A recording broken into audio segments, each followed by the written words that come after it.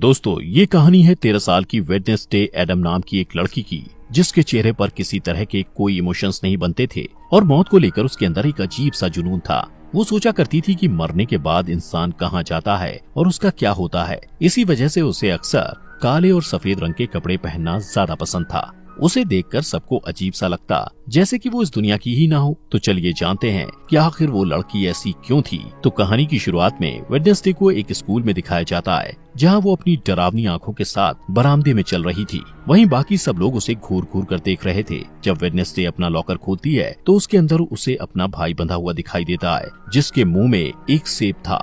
Wednesday उसकी रस्सियों को खोलती है कि अचानक उसे एक विजन आता है, जिसमें वो देखती है कि कुछ लोग उसके भाई को टॉर्चर कर रहे हैं। यहाँ हमें पता चलता है कि वेडनेसडे कोई आम बच्ची नहीं है और वो किसी को भी छूकर उसका अतीत और भविष्य देख सकती है। जब वेडनेसडे को पता चलता है कि स्विमिंग टीम के लड़कों ने उसके भाई को टॉर्चर किया था, तो वो 2 बैग में पिराना फिशेस को, जो बहुत ज्यादा खूंखार मांसाहारी मछलियाँ होती हैं, उनको भरकर स्विमिंग पूल के पास जाकर उन खून की प्यासी मछलियों को स्विमिंग पूल में छोड़ देती है, जिससे सारे लड़के अपनी जान बचाने के लिए पूल से बाहर निकलने की कोशिश करते हैं। तब वेडनेसडे उनसे कहती है कि उसके अलावा कोई भी उसके भाई को परेशान नहीं कर सकता। इसके बाद सीन शिफ्ट होता है और वेडनेसडे के माता पिता मोर्टिसिया और गोम्स को दिखाया जाता है। वो दोनों वेडनेसडे की हरकतों से परेशान हो चुके थे, इसलिए वो उसे नेवरमोर एकेडमी भेजने का फैसला करते हैं। इस एकेडमी में वो बच्चे रहते हैं जिनके पास कुछ खास ताकतें होती हैं और यहाँ उन्हें अपनी ताकत पर काबू पाना सिखाया जाता है। मोर्टिसिया और गोम्स भी इसी एकेडमी के स्टूडेंट्स थे, जिससे पता चलता है कि उनके पास भी सुपर पावर्स हैं। सीन शिफ्ट होता है और एक लड़के एम्बार्क्स को दिखाया जाता है, जो एक हाइकर था। वो नेवरमोर एकेडमी के पास वाले जंगल में अकेला चला जाता है। वो जंगल में एक जगह रुककर आराम कर रहा होता है कि अचानक एक अनजान क्रिएचर उस पर हमला कर देता है और उसे मार देता है। उस एरिया के एक पुलिस को उसकी जख्मी बॉडी मिलती है और वो आसपास की जांच करता है। यहाँ पता चलता है कि ये पहला हादसा नहीं था, बल्कि इससे पहले भी ऐसे कई हादसे यहाँ हो चुके हैं। दूसरी तरफ वेडनेसडे एकेडमी में जाती है और वहाँ की प्रिंसिपल लेरिसा वीम्स से मिलती है, जो उस एकेडमी को चलाती हैं। लेरिसा उसे रूममेट्स एनिड से मिलवाती है। एनिड एक वेयरवुल्फ थी और हर मामले में वेडनेसडे से पूरी तरह अलग थी। एनिड को रंग बहुत पसंद थे और उसने अपने साइड के कमरे को अलग अलग रंगों से सजा रखा था, जबकि वेडनेसडे को काली और डार्क रंग की चीजें पसंद थी। बाद में एनिड वेडनेसडे को एकेडमी में घुमाती है और वहाँ के मेन ग्रुप फैंग्स, फर्स, स्टोनर्स और स्किल्स के बारे में बताती है। फैंग्स के ग्रुप में वैम्पायर्स होते हैं, फर्स्ट ग्रुप में वेयरवुल्फ होते हैं और स्टोनर्स पत्थर में बदल सकते हैं और उनके सर पर सांप होते हैं। वहीं स्केल्स में जलपरियां होती हैं, जो लोगों के साथ आसानी से हेरफेर कर सकती हैं। एनिड वेडनेसडे को सबसे पॉपुलर लड़की बायंसा बार्कले के बारे में बताती है, जो बहुत ही खूबसूरत जलपरी थी। बायंसा का एक एक्स बॉयफ्रेंड ज़ेवियर थॉप भी उस एकेडमी में होता है, जो अपनी ड्राइंग को असलियत में बदल सकता है। इसके बाद वेडनेसडे के माता पिता वहाँ से चले जाते हैं, लेकिन जाने से पहले वेडनेसडे के पिता उस पर नजर रखने के लिए एक कटा हुआ हाथ वहाँ छोड़ देते हैं, जो जिंदा होता है और उसे थिंग कहा जाता है। इसके बाद वेडनेसडे तलवारबाजी की क्लास में जाती है और वहाँ बायंसा के खिलाफ लड़ने के लिए तैयार हो जाती है। बायंसा और वेडनेसडे के बीच जबरदस्त लड़ाई शुरू होती है और दोनों बराबर पॉइंट पर होते हैं। इसके बाद बायंसा कहती है कि वो बिना किसी हेलमेट के ये गेम खेलना चाहती है और ये गेम तब खत्म होगा जब दोनों में से किसी एक के शरीर से खून निकलेगा। दोनों के बीच फिर से लड़ाई शुरू होती है और दोनों एक दूसरे के ऊपर वार पे वार करते हैं। बायंसा वेडनेसडे पर वार करती है और उसके सर के बाएं तरफ एक कट लग जाता है, जिससे वेडनेसडे के सर से खून निकलने लगता है। इस तरह बायंसा जीत जाती है। वेडनेसडे को चोट पर मरहम लगाने के लिए ले जाया जाता है। जैसे ही वेडनेसडे पट्टी लगवाकर बाहर निकलती है,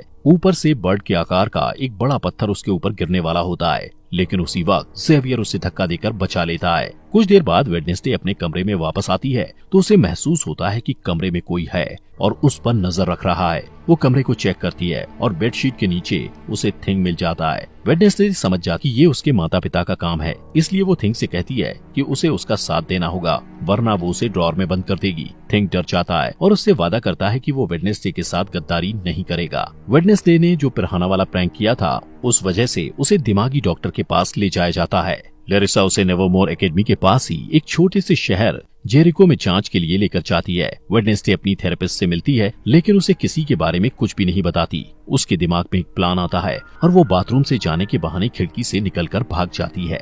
इस बीच वो एक आदमी से टकरा जाती है और उसे एक विजन आता है, जहां वो देखती है उस आदमी की कार एक्सीडेंट में मौत होने वाली है। वेडनेसडे डर जाती है और रिलैक्स होने के लिए एक कॉफी शॉप में पहुंच जाती है। वहाँ उसकी मुलाकात पुलिस के बेटे टायलर से होती है, जो वहाँ कॉफी बेचने का काम करता है। टायलर अपनी एस्प्रेसो मशीन को ठीक करने की कोशिश कर रहा होता है, लेकिन उसे कुछ समझ नहीं आता क्योंकि मशीन में जो इंस्ट्रक्शंस लिखे हुए थे वो इटालियन भाषा में थे। वेडनेसडे को इटालियन पढ़ना आता था, इसलिए वो आसानी से मशीन को ठीक कर देती है और इसके बदले में वो उसे बस स्टेशन तक छोड़ने को कहती है। टायलर के कुछ कहने से पहले ही वहाँ वो लड़के आ जाते हैं जिन्होंने वेडनेसडे के भाई को टॉर्चर किया था। वो लोग वेडनेसडे को भी परेशान करने लगते हैं। पहले वेडनेसडे उन्हें नजरअंदाज करने की कोशिश करती है, लेकिन जब बर्दाश्त नहीं होता तो वो उन्हें मारने लगती है। कुछ ही समय में लैरिसा पुलिस के साथ वहाँ आ जाती है और वहाँ की हालत देखकर उससे गुस्सा आता है और वो वेडनेसडे को डांटती है। इसके बाद वो लोग नेवरमोर एकेडमी जाने के लिए निकल जाते हैं।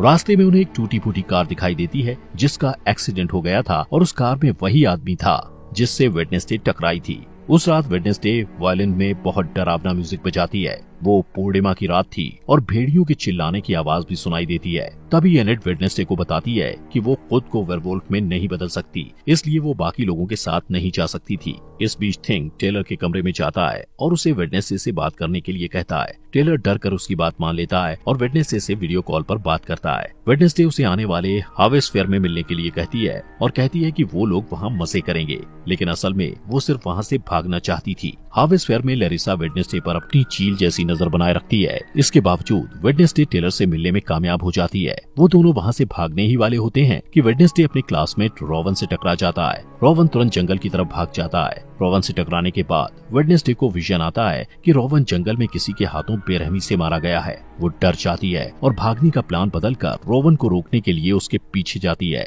लेकिन इससे पहले कि वो कुछ बोल पाती, रोवन अपनी ताकत का इस्तेमाल करके वेडनेसडे को पेड़ के सहारे ऊपर लटका देता है। इसके बाद वो वेडनेसडे को अपनी माँ के बारे में बताता है जो भविष्य देख सकती थी। उसकी माँ ने 25 साल पहले एक तस्वीर बनाई थी और कहा था कि वेडनेसडे नेवरमोर एकेडमी को बर्बाद कर देगी। इसलिए रोवन कहता है कि कुछ भी बुरा होने से पहले वो वेडनेसडे को मार देगा। इसके बाद वो अपनी जादुई ताकत से वेडनेसडे का गला घोंटने लगता है। तभी एक भयानक राक्षस उसके ऊपर हमला कर देता है और रोवन को बेरहमी से मारकर वहाँ से गायब हो जाता है। वेडनेसडे उसकी कटी फटी बॉडी के ऊपर पड़ी हुई उस तस्वीर को उठाती है जिसे रोवन की माँ ने बनाया था।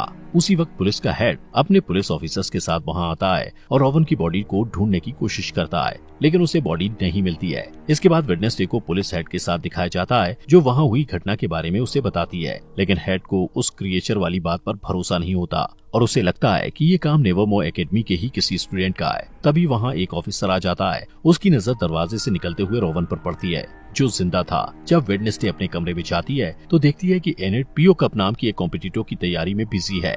ये एक बोट रेस की प्रतियोगिता थी जो हर साल एकेडमी में ऑर्गेनाइज की जाती है। बाद में वेडनेसडे रोवन से बात करने की कोशिश करती है, लेकिन लैरिसा उसे कहती है कि रोवन को एकेडमी से निकाल दिया गया है, जिसका कारण वो उसे नहीं बता सकती। वेडनेसडे को शक होता है और वो प्लान बी के मुताबिक थिंग को रोवन पर नजर रखने के लिए उसके पीछे भेजती है। फिर सीन बदलता है और रोवन को एक रेलवे स्टेशन में जाते हुए दिखाया जाता है। थिंग उसका पीछा करता है। रोवन आसपास का माहौल चेक करने के बाद वॉशरूम में चला जाता है, जहां वो अपना रूप बदलकर एक बूढ़ा आदमी बन जाता है, लेकिन थिंग रास्ता भटक जाता है, इसलिए वो रोवन को अपना रूप बदलते हुए देख नहीं पाता। इसके बाद वो बूढ़ा आदमी लैरिसा का रूप ले लेता है। यहाँ पता चलता है कि लैरिसा ही अपना रूप बदलकर रोवन की मौत को छुपाने की कोशिश कर रही थी। वेडनेसडे के पास और कोई रास्ता नहीं होता, इसलिए वो रोवन की मौत का सुराग ढूंढने के लिए जंगल में जाती है, जहाँ उसे टेलर मिलता है जो अपने बाप का पीछा करते हुए वहाँ आया था। थोड़ी देर बाद वेडनेसडे को रोवन का चश्मा मिलता है। वो उसे उठाती है और उसे विजन आते हैं जिसमें वो देखती है कि रोवन के पास नीले रंग की एक किताब थी जहाँ से उसे उसकी माँ की बनाई हुई तस्वीर मिली थी। इसके बाद वेडनेसडे तुरंत ही अपनी क्लास टीचर के पास जाती है और उससे किताब के बारे में पूछती है। उसकी टीचर बताती है कि वो किताब पुराने स्टूडेंट्स के समाज से जुड़ी हुई है जिसे नाइट शेड्स कहा जाता है, लेकिन उस समाज को बहुत पहले ही खत्म कर दिया गया है। फिर स्कूल से जाने के बाद वेडनेसडे रोवन के कमरे में किताब ढूंढने के लिए जाती है। रोवन के पलंग के नीचे उसे एक मुखौटा मिलता है। वो वहाँ से जाने ही वाली होती है कि तभी वहाँ रोवन का रूममेट ज़ेवियर आ जाता है और उसे देख के वेडनेसडे पलंग के नीचे छिप जाती है। ज़ेवियर से मिलने उसकी एक्स गर्लफ्रेंड बायंसा भी वहाँ आ जाती है। वेडनेसडे उन दोनों की सारी बातें सुन लेता है और उसे पता चलता है कि बायंसा आने वाले बोट रेस की प्रतियोगिता में एनेट को हराने के लिए प्लान बना रही है। इसके बाद वेडनेसडे अपने कमरे में आ जाती है और बायंसा को रेस में हराने के लिए प्रतियोगिता में एनेट का साथ देने का फैसला करती है। अगले दिन एनेट और वेडनेसडे प्रतियोगिता के लिए तैयार हो जाते हैं। इस रेस में सब कुछ अलाउड होता है, इसलिए बायंसा इसका फायदा उठाती है। रेस में 4 टीम भाग लेती हैं और नियम के मुताबिक जो टीम तालाब में गिरे बिना डेस्टिनेशन तक जाकर पहले वापस आ जाएगी वो रेस जीत जाएगी। जैसे ही रेस शुरू होती है, बायंसा अपने एक दोस्त को इशारा करती है जो एक जल परी थी और बाकी बोट को बर्बाद करने के इरादे से बायंसा का साथ दे रही थी। वो तालाब में कूदकर एक नाव को बर्बाद कर देती है, जिससे वो टीम तालाब में गिर जाती है और रेस से बाहर हो जाती है। वेडनेसडे और एनेट पूरी तैयारी के साथ रेस कर रहे थे और थिंग उसमें उनकी मदद कर रहा था। थिंग की मदद से वो लोग बायंसा की दोस्त को एक जाल में फंसा लेते हैं। रेस के दौरान ही वेडनेसडे को एक विजन आता है और वो अपने सामने अपनी जैसी दिखने वाली एक लड़की को देखती है, जिसके बाल सुनहरे रंग के होते हैं। वो वेडनेसडे को कहती है कि वेडनेसडे एक चाबी है, जिससे वेडनेसडे काफी उलझन में पड़ जाती है। उसे कुछ समझ नहीं आता, लेकिन जैसे ही वो असली दुनिया में वापस आती है, उसे पता चलता है कि बायंसा रेस में आगे निकल गई है। लेकिन वो हार नहीं मानती और बायंसा की चालों को उसी के खिलाफ इस्तेमाल करके ये रेस जीत जाती है। 40 साल के बाद पहली बार कोई नॉन सायरन टीम ये रेस जीती थी। लैरिसा एनेट को पीओ कप ट्रॉफी देती है, लेकिन वेडनेसडे को ज्यादा अटेंशन पसंद नहीं था, इसलिए वो वहाँ से चली जाती है। वो नेवरमोर एकेडमी के पुराने स्टूडेंट एडगर एलन पो की मूर्ति के पास जाती है और अचानक उसकी नजर उस मूर्ति के हाथ में रखी पत्थर की किताब पर जाती है, जिसके नीचे उसे एक निशान दिखाई देता है। वो निशान ठीक वैसा ही था जो उस तस्वीर में बना हुआ था, जिसे रोवन ने मरने से पहले उसे दिया था। उस बुक में वेडनेसडे को कुछ पहेलियां मिलती हैं, जिसे वो तुरंत सुलझा लेती है और उसे एक सुराग मिलता है। उस सुराग में 2 बार चुटकियां बजाना होता है। जब वो 2 बार चुटकियां बजाती है तो अचानक एक छुपा हुआ बरामदा खुल जाता है, जहाँ एक गुप्त कमरा होता है। वहाँ वेडनेसडे को रोवन की किताब मिल जाती है, जिसमें रोवन ने तस्वीर को फाड़ कर निकाला था। वो उस किताब को अपने बैग में रखती है, लेकिन इससे पहले कि वो आगे जा पाती, कोई उसके सिर को एक काले कपड़े से ढक देता है। थोड़ी देर बाद जब काले कपड़े को हटाया जाता है, तब वो देखती है कि बायंसा, ज़ेवियर और कुछ स्टूडेंट्स उसे घेर कर खड़े हुए हैं और ये सभी नाइटशिफ्ट्स के सदस्य हैं। यहाँ पता चलता है कि लैरिसा ने उनके ग्रुप को खत्म किया था। इसके बाद ज़ेवियर उसे अपने ग्रुप में शामिल होने के लिए कहता है, लेकिन वेडनेसडे मना कर देती है और वहाँ से चली जाती है। इसके बाद लैरिसा को दिखाया जाता है, जो आउटरीच डे के बारे में घोषणा करती है, जहाँ एकेडमी के सारे स्टूडेंट्स को शहर के आम लोगों से मिलना जुलना होता है और उनके साथ काम करना होता है। इन लोगों को नॉमीज कहा जाता है। जब वो लोग शहर पहुँचते हैं, तब वेडनेसडे ज़ेवियर को बताती है कि उसके रूममेट की मौत हो चुकी है, लेकिन उसे इस बात पर भरोसा नहीं होता है और वो कहता है कि रोवन की मौत नहीं हो सकती, उसे बस एकेडमी से निकाल दिया गया है। इसके बाद वेडनेसडे उसे वो तस्वीर दिखाती है जो रोवन की माँ ने बनाई थी। ज़ेवियर उस तस्वीर को करीब से देखता है और कहता है कि इस तस्वीर में जो आदमी है, उसने जेरिको शहर को बसाया था और उसका नाम जोसेफ क्रैकस्टोन है। थोड़ी देर बाद वेडनेसडे पिलग्रिम वर्ल्ड में जाने का फैसला करती है, जहां जेरिको के इतिहास के बारे में पता चलता है। वहां वेडनेसडे यूगिन नाम के लड़के से मिलती है, जो मधुमक्खी पालने वाले क्लब में उससे पहले मिल चुका था और दोनों की दोस्ती भी हो गई थी। वो दोनों बातें करने लगते हैं और आसपास की चीजों को देखते हैं। इसके बाद सारे स्टूडेंट्स वहाँ की केयरटेकर अर्लिन से मिलते हैं, जो उन्हें पिलग्रिम वर्ल्ड घुमाते हुए जोसेफ क्रैकस्टोन की कलाकृतियों के बारे में बताती है। वेडनेसडे को ये सारी बातें इंटरेस्टिंग लगती हैं और वो अर्लिन से उसके बारे में और जानना चाहती है।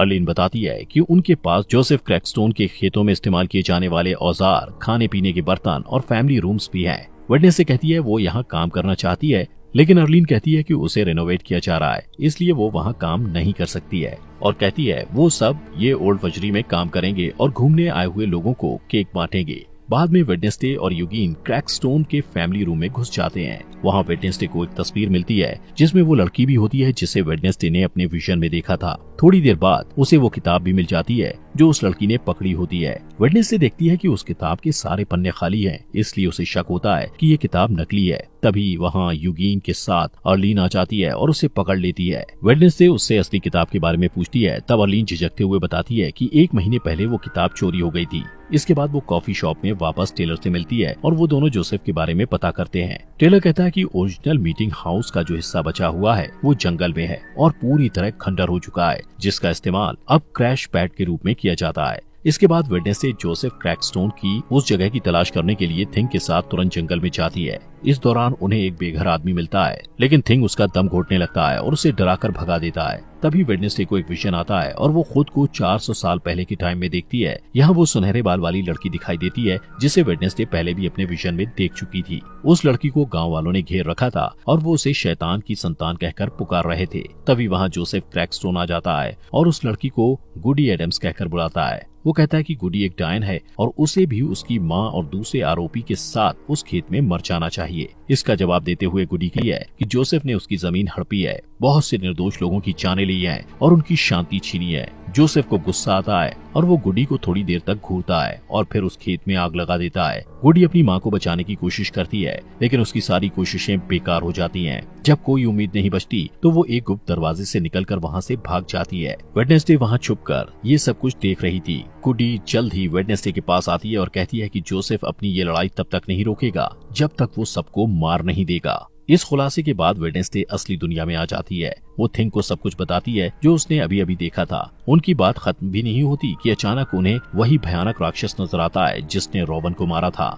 उसी वक्त बारिश होने लगती है। वेडनेसडे बारिश में भीगते हुए उसके पीछे भागती है, लेकिन वो बहुत आगे निकल जाता है। वेडनेसडे उसके पैरों के निशान का पीछा करती है, लेकिन अचानक वो निशान इंसान के पैर के निशान में बदल जाते हैं, जिससे पता चलता है कि वो राक्षस कोई इंसान ही है। तभी वेडनेसडे ज़ेवियर से टकरा जाती है और उसे सब कुछ बताती है जो उसने देखा था। ज़ेवियर उन पैरों के निशान को देखना चाहता है, लेकिन बारिश के कारण पैरों के निशान मिट जाते हैं। अगले दिन शहर में जोसेफ क्रैकस्टोन की नई मूर्ति के उद्घाटन के लिए सब लोगों को इकट्ठा किया जाता है। वेडनेसडे जेरिको के मार्चिंग बैंड के साथ डोंट स्टॉप का म्यूजिक प्ले करती है और शहर के मेयर और प्रिंसिपल लैरिसा मूर्ति का उद्घाटन करते हैं। लेकिन तभी थिंग वेडनेसडे के ऑर्डर के मुताबिक मूर्ति को ब्लास्ट कर देता है और सब लोग डरकर भाग जाते हैं। वेडनेसडे की आंखों में बदले की चमक दिखाई देती है और वो अब भी वायलिन बजा रही होती है। इसके बाद लैरिसा वेडनेसडे पर चिल्लाती है क्योंकि उसे लगता है कि ये सब वेडनेसडे ने किया है, लेकिन वेडनेसडे कहती है कि उसने ऐसा कुछ नहीं किया है। वेडनेसडे लैरिसा पर इल्जाम लगाते हुए कहती है कि वो जंगल में होने वाले खूनी हादसे का सच जानते हुए भी अनजान बनने की कोशिश कर रही थी। उस रात वेडनेसडे को मिलने वाला बेघर आदमी जंगल में दिखाई देता है। तभी वो राक्षस उस पर हमला कर देता है। उस बूढ़े आदमी के पास एक कैमरा था जिसमें वहाँ की तस्वीरें कैद हो जाती हैं। कुछ समय बाद पुलिस हेड और उसकी टीम जंगल से उस खंडर तक पहुँच जाते हैं और उन्हें उस बेघर बूढ़े आदमी की बॉडी मिलती है। उन्हें वो कैमरा भी मिलता है जिसमें हादसे के वक्त की फुटेज होती है जो असली गुनहगार को सामने ला सकता है। जब कैमरे की तस्वीरों को बड़ा करके देखा जाता है तब पुलिस हेड हत्यारे का चेहरा देखता है। वो एक राक्षस का चेहरा था जिसे देखकर ऐसा लगता था जैसे वो किसी के बुरे सपने से निकल कर आया हो। दोस्तों, अगर आपको इस सीरीज के नेक्स्ट एपिसोड चाहिए तो कमेंट बॉक्स में नेक्स्ट एपिसोड लिखें और ये सीरीज यहाँ तक अच्छी लगी हो तो लाइक करें और अपने फॉक्स एक्सप्लेनर हिंदी चैनल को सब्सक्राइब करना मत भूलना।